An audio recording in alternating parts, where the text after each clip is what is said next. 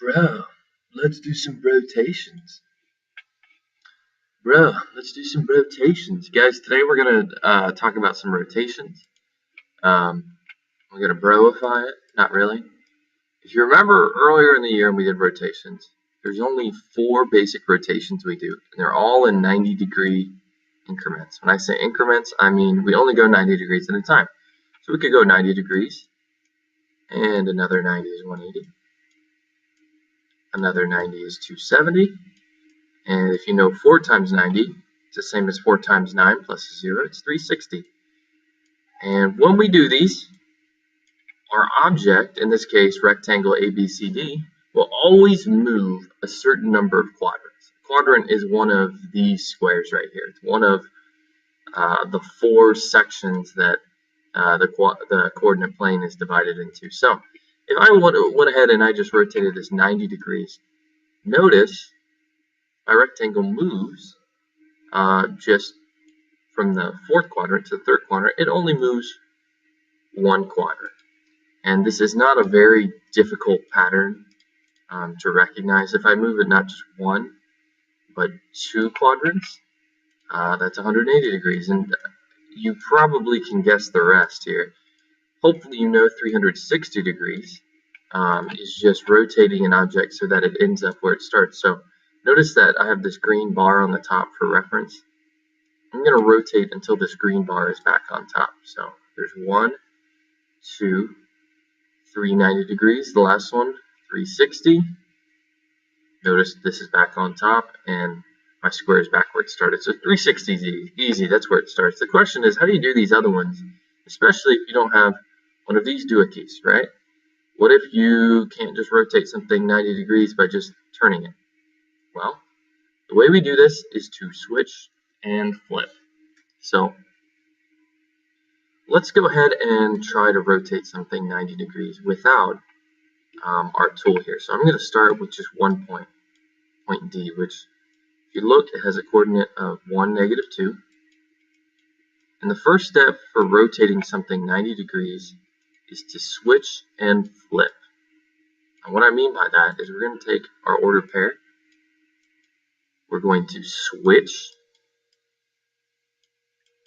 the ordered pair so that y is x and x is y.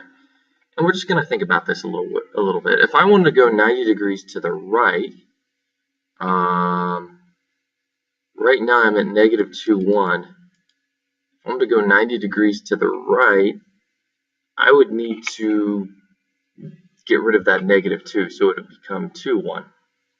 If I wanted to go 90 degrees to the left, I'd have to make the 1 negative, right? I'd have to go -2, -1. In other words, what we're going to have to do on top of just switching our coordinates, we're going to have to make one of them negative. So let's go ahead and do clockwise. If you remember clockwise, that's the same direction the hands move on a clock. So 12 to 1, 1 to 2, 2 to 3, so on and so forth. If I think about it like that, I want to go 90 degrees clockwise.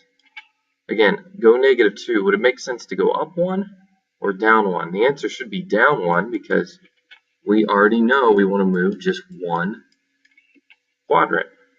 And we can do this with our other ones. For example, 4, -2, we could go -4, -2.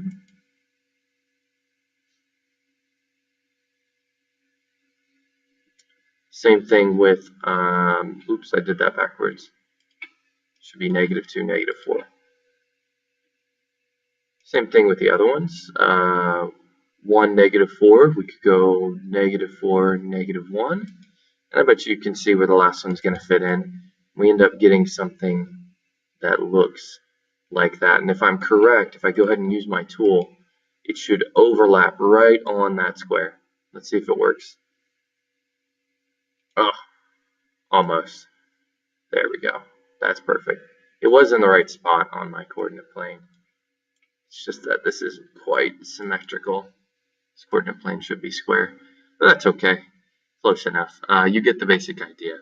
So, 90 degrees seems easy, but what about 180? 180 is actually more simple. You just switch the coordinates. X becomes y, y becomes x.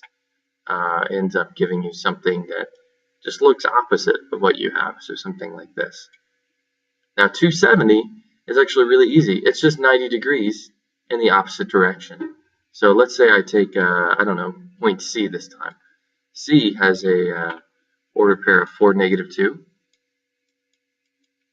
And again, we're going to switch and flip. So we get -2, 4.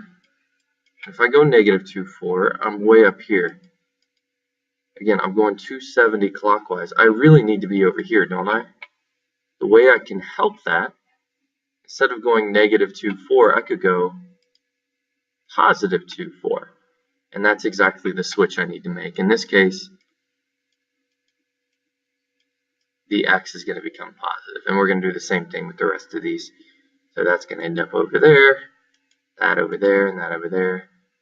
And you end up 270 degrees clockwise looking like that. So we literally turned the rectangle until it was on its side. And again, my coordinate plane's a little off, but you should basically be getting these things when you rotate it. There you go. Hope that helps you.